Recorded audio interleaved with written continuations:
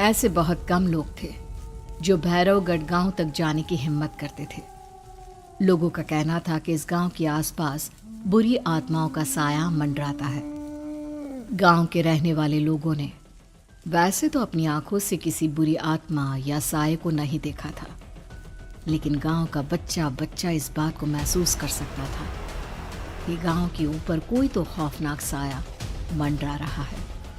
और उसकी वजह ये थी कि उस गांव में जैसे ही कोई लड़का 18 साल का होता, उसके 18वें जन्मदिन की रात ठीक 12 बजे अकस्मात उसकी मौत हो जाती।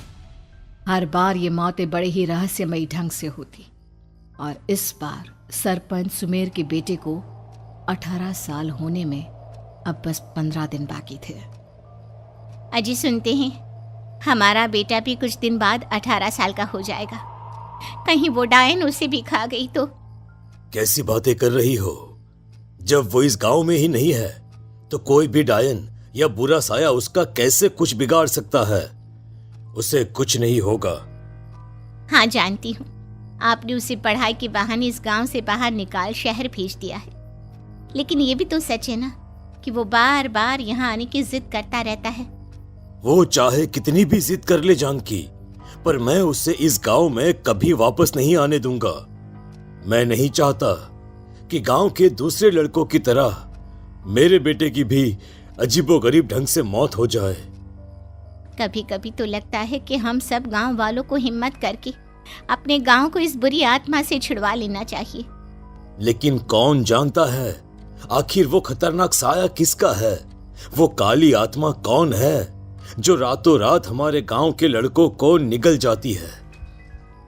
सुमेर और जानकी जब ये सारी बातें कर रहे थे तब रात के लगभग 10 बज चुके थे, और हर रात की तरह भैरवगढ़ गांव एक भयानक काले तूफान की आगोश में था। बाहर चल रही तेज हवाएं और बारिश के बीच कभी कभी ऐसा लगता जैसे कोई बुरी तरह से चीख रहा है। किसी के तड़पने और चीखने की आवाजें गांव के कानों में बार बार टकराती, पर वहां रहने वाले किसी भी औरत या आदमी के अंदर इतना साहस नहीं था कि वो अपने घर से बाहर कदम रख के उन आवाजों तक पहुंच सके। सो जाओ जानकी, और घर के खिड़की दरवाजे कसकर बंद कर दो। अब जानकी सब खिड़कियां ठीक से बंद करने ही लगती है कि तभी उसे अपने घर के दरवाजे पर जोर जोर से खटखटाने की आवाजें सुनाई देती है। इन आवाजों को सुनकर जानकी और सुमेर के चेहरे डर से पीले और हाथ पैर ठंडे पड़ जाते हैं। जानकी, जानकी, इतनी रात कौन होगा? पता नहीं, ऐसा लग रहा है कोई बुरी तरह से दरवाजा खटखटा रहा है। अरे हाँ, पर किसी की आवाज भी तो नहीं आ रही। क्या करूं? दरवाजा खोल लूं या नहीं? कहीं ऐसा ना हो कि किसी को हमारी मदद की जरूरत हो। लड़खड़ाते कदमों से सुमेर दरवाजे के करीब जाता है और अपने कान को दरवाजे पर रख धीरे से आवाज देते हुए पूछता है, कौन है? कौन है वहां? तभी एक बेहद डराने वाली आवाज उसके कानों से टकराती है। दरवाजा खोलो, दरवाजा खोलो, वरना आज की रात इस गांव में कोई जिंदा नहीं बचेगा। मैं जानती हूँ तुम्हारा बेटा 18 साल का होने वाला है। अगर उसकी जान की जरा भी परवाह है तो दरवाजा खोल दो। इस आवाज को सुनते ही सुमेर घबराकर पीछे हट जाता है और जानकी को पूरी बात बताता है। कहीं वो डायन हमारे घर तक तो नहीं पहुंच गई? अब हम क्या करेंगे? मुझे दरवाजा खोलना ही होगा जानकी। मेरे पास अब कोई रास्ता नहीं है। इतना कहकर सुमेर डर से अपनी दोनों आंखें कसकर बंद करता है और कांपते हाथों के साथ झटके से दरवाजा खोल देता है। तभी किसी के जोर से हंसने की आवाज सुमेर और जानकी को सुनाई देती है। उस आवाज को सुन दोनों दरवाजे की तरफ देखते हैं और सामने अपने बेटे राहुल को खड़ा देख दंग रह जाते हैं। राहुल के हाथ में उसका मोबाइल होता है जिसमें से वो आवाज बज रही थी। ये क्या मजाक है? और तू यहाँ, तुझे मना किया था ना गांव में आने को, समझ में नहीं आता क्या? 18 साल का होने वाला है तू। माँ, आप लोग भी पता नहीं किन अंधविश्वास भरी बातों पर भरोसा करते हैं। क्या क्या मैं अपने घर नहीं आ सकता? आप लोगों से नहीं मिल सकता? देख बेटा, हमने तुझे किसी वजह से ही इस गांव से दूर रखा था और यहां आकर तूने अच्छा नहीं किया। चल चल चल, मैं तुझे अभी के अभी वापस शहर छोड़कर आता हूं। ओफो पापा, आप बेकार की बातों से परेशान हो रहे हैं। बाहर इतना तेज अंधड़ तूफान चल रहा है, कहीं जाने की जरूरत नहीं है। मैं बस आप लोगों से मिलने आया हूं, कुछ दिन रहकर चला जाऊंगा। दिमाग खराब हो गया है इस लड़के का। नहीं जानता कि इस गांव में ये सुरक्षित नहीं है। किसने कहा था तुझे यहाँ आने को? ये आवाजें सुन, बाहर से जो आवाजें आ रही है तुझे सुनाई नहीं देती क्या? अरे माँ, जब जोर से तूफान चलता है, तेज हवाएं चलती हैं, तो इसी तरह की आवाजें आती हैं। ये बहुत नॉर्मल है माँ। नॉर्मल होगी तेरे लिए बेटा।